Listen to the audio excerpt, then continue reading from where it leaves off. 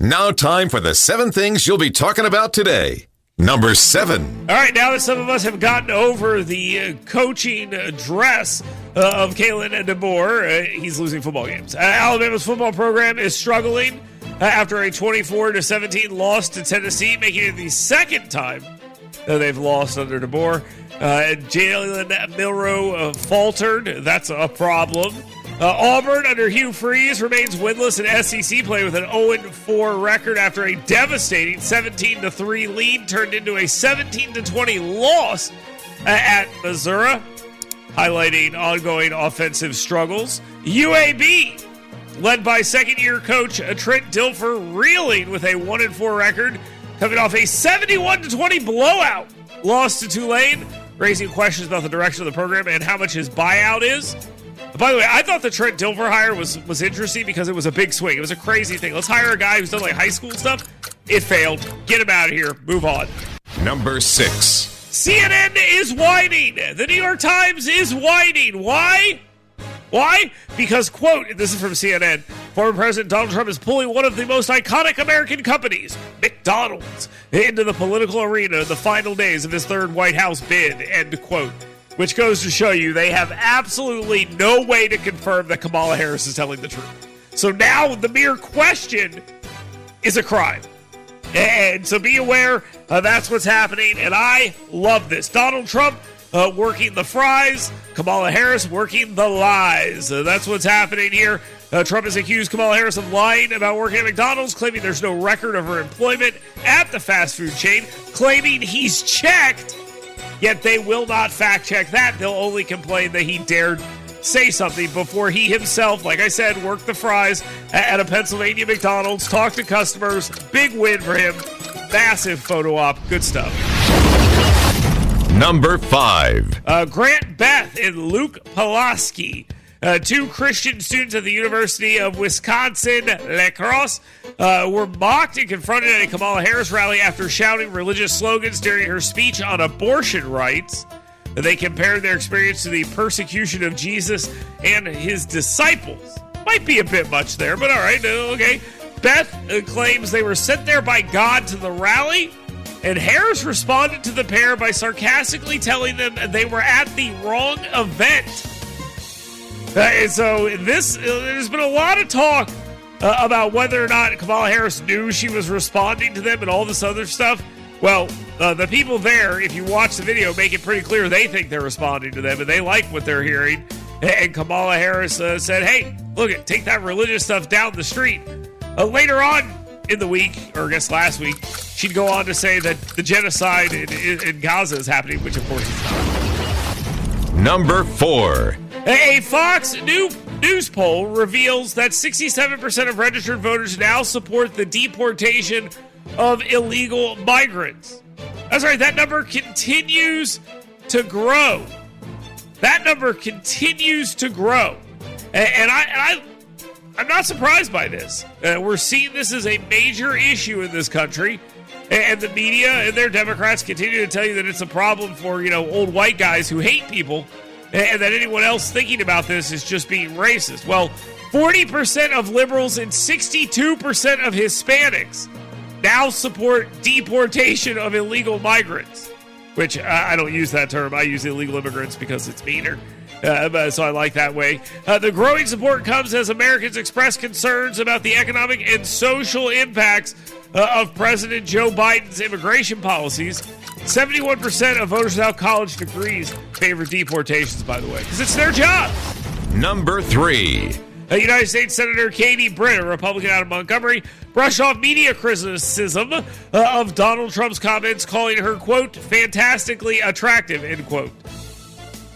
The horror of being called a fantastically attractive person. I hope she gets through this.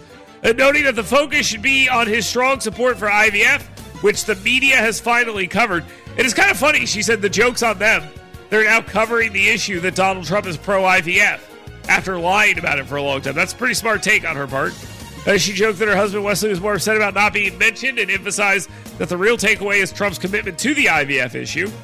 Britt also reportedly remains optimistic about Republicans' chances in the upcoming Senate elections, which I think Republicans generally have in the bag. urging voters to stay active and not take anything for granted in what she sees as a pivotal moment for the party. The country's at a pivotal moment right now as well. No question there. Number 2. Alabama is one of 3 states that does not offer early in-person voting, maintaining a strict election day only policy. State Representative Laura Hall, a Democrat of Huntsville, who, by the way, objected to one of my plans for multi-day voting in the past, we'll get to that in a second, is asking why we can't have more days. Well, state officials, such as Republican Secretary of State Wes Allen, argue that early voting can lead to untrustworthy elections and prefers keeping the voting process confined to a single day for security reasons. Again, I want to highlight this. In 2009, I suggested that Republicans vote on Tuesday and Democrats vote on Wednesday, and they tried to put me in jail for it. I was a guy who was out there saying that we should have more days of voting, and they tried to put me in jail for 33 years. I'm the victim here, and Laura Hall was the one pushing this. So I don't think we should have early voting. I don't want people to go to jail. Now, time for the number 1 thing you'll be talking about today. So Donald Trump is tired, exhausted, old, has dementia, can't stand up, can't function, can't do debates. Of course, he did an hour-and-a-half rally while Kamala Harris did a 6-minute one, but don't let the facts get in the way. He's old. He's got dementia. He's dying. He can't do the job. Ignore the fact that these same people saying this told you that Joe Biden was on his game like nobody had ever seen before. He was the greatest guy that ever been. He's more fit than anyone. He's at the top of his game. Joe Scarborough told us he's never been better. The best Joe Biden that we've ever seen. Now, that might be true because all Joe Bidens have sucked. Across the entire multiverse, every Joe Biden is a terrible, awful person. Just a different version of a terrible, awful person. But they told you he was fine, he was the best ever. But that has now been debunked. The Wall Street Journal has a story out. They sat down with the president. Their headline, which is actually really funny, they refer to him, at least as this is what's in the URL. He is a bully with the heart of gold. And they talked about his supposed mental fitness and the problem he's having there. And they said, we saw none of that. We saw no instance of Donald Trump having any problem with his mental fitness. He argued with us. He fought with us. He did all these things. And anyone saying that he has any mental fitness problems is obviously telling a lie, which I think we all know. It's just desperation.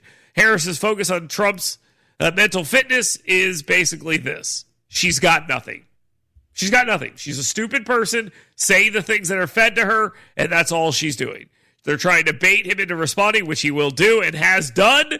It's distracting him from core issues like immigration and the economy. If the election is about immigration, the economy, inflation, and Americans, Trump will win. If it is about whether or not Donald Trump is old, it says mean things and bad tweets, then Harris will win. That's why they want to have this conversation, and that's what they're interested in doing. If you're interested in weighing in, well, you should do that right now.